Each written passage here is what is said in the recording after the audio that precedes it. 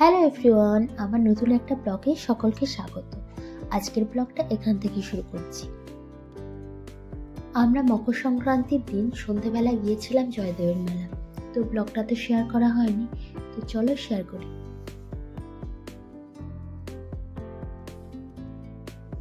জয়দেব কেঁদুলির মেলা সকলের কাছে খুবই পরিচিত।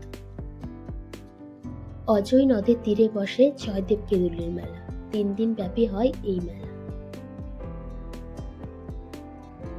মকর সংক্রান্তির দিন অজয় নদে পুণ্য স্নান করেন প্রচুর পুণ্যার্থী। পুণ্য স্নানকে কেন্দ্র করেই হয় এই মেলা।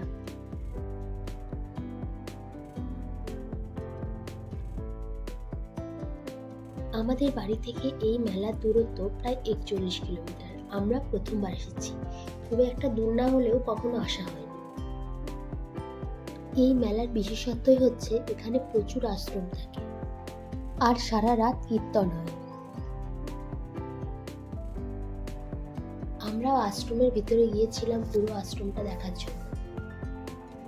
এই আশ্রমগুলোতে যে পুণ্যার্থীরা রাত্রিবাস করতে চান তাদের বিনামূল্যে থাকা খাওয়ারও ব্যবস্থা থাকে।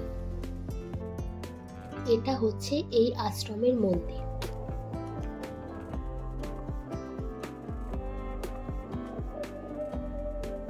এখন আমরা এগিয়ে চলেছি মূল মন্দিরের দিকে। মূল মন্দিরের সামনে মহাপ্রসাদ দিচ্ছে 11 টাকার বিনিময়ে। এটা হচ্ছে জয়দেবের মেন মন্দির।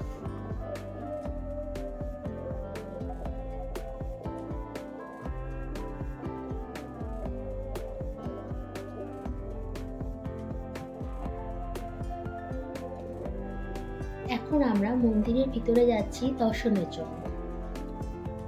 মন্দিরটা এক ঝলক দেখলেই বুঝতে পারবে প্রাচীনত্বের ছোঁয়া।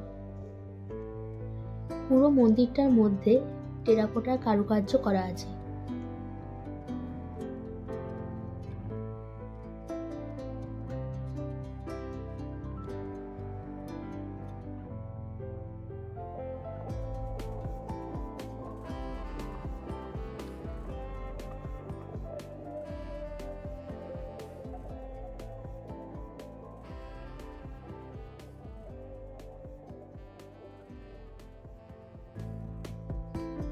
মন্দির দর্শন হয়ে গেছে।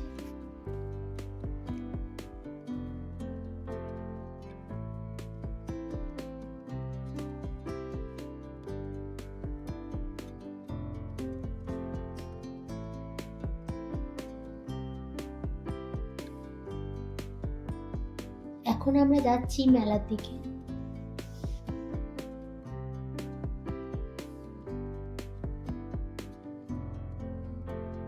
দূর দূরান্ত থেকে বহু মানুষ আসেন এই মেলায়, সেটা তো তোমরা ভিড় দেখেই বুঝতে পারছো।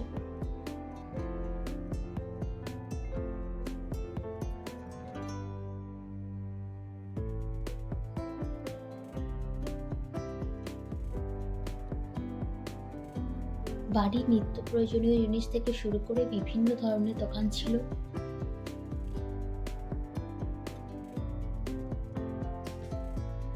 এই দোকানটায় ছিল ইয়াররিং, জুয়েলারি, আরো কত কিছু।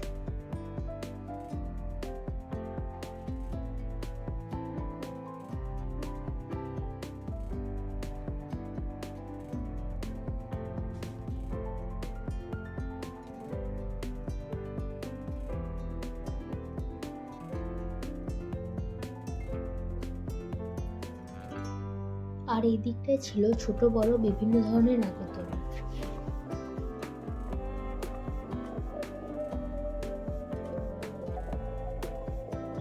এই সুন্দর সুন্দর ইয়াররিং গুলোর দাম ছিল মাত্র 30 টাকা।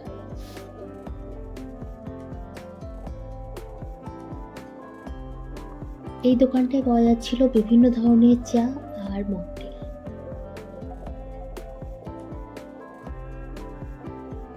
অজয় নদীর ধারে একটা সাইডে অনেকটা জায়গা নিয়ে দেখতে পাবে প্রচুর কাঁদি কাঁদি কলা বিক্রি করছে, যেটা অন্য কোনো মেলায় দেখা যায় না। আর এখন যেহেতু রাত্রিবেলা ভালোভাবে বোঝাও যাচ্ছে না, আবার ঢাকাও দেওয়া আছে। এখন আমরা যাচ্ছি অজয় নদের ঘাটের দিকে, যেখানে পুণ্যার্থীরা পুণ্য স্নান করে।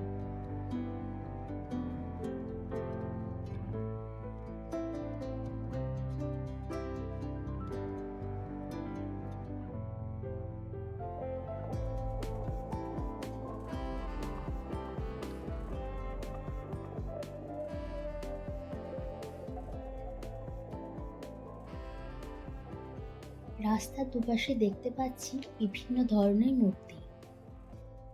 এই মূর্তিগুলো তৈরি করা হয় দান পাওয়ার জন্য।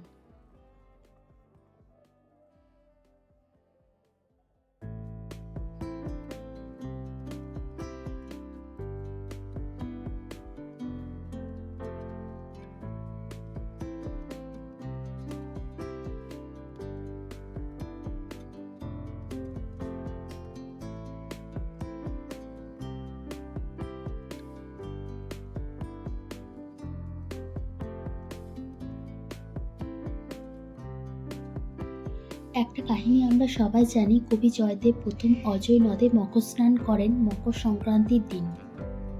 মা গঙ্গা মকর সংক্রান্তির দিন এই নদে বিরাজমান থাকেন, এই বিশ্বাসে মকর স্নান করেন বহু পুণ্যার্থীরা।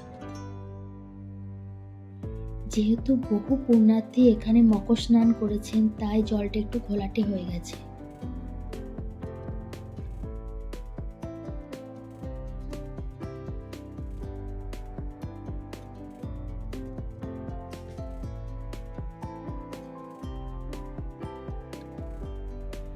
এই মেলায় প্রধানত সাধু সন্তদের ভিড় দেখা যায়।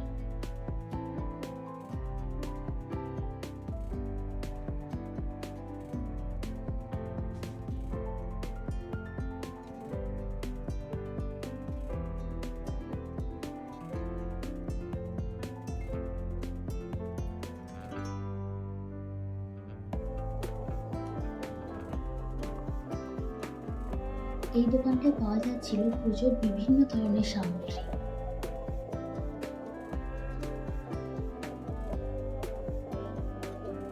আর এটাও ছিল আর একটা আশ্রম।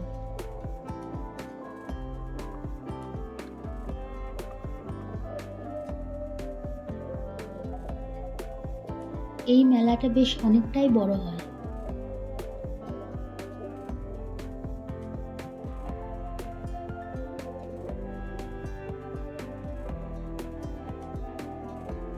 মেলা ঘোরা হয়ে গেছে, এখন আমরা বাড়ি যাব।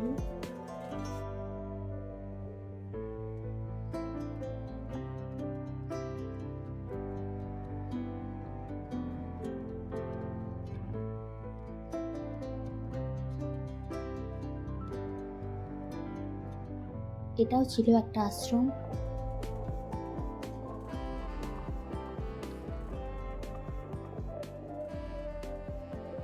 মেলা ঢুকতেই এই দিকটায় ছিল পার্কিং এরিয়া।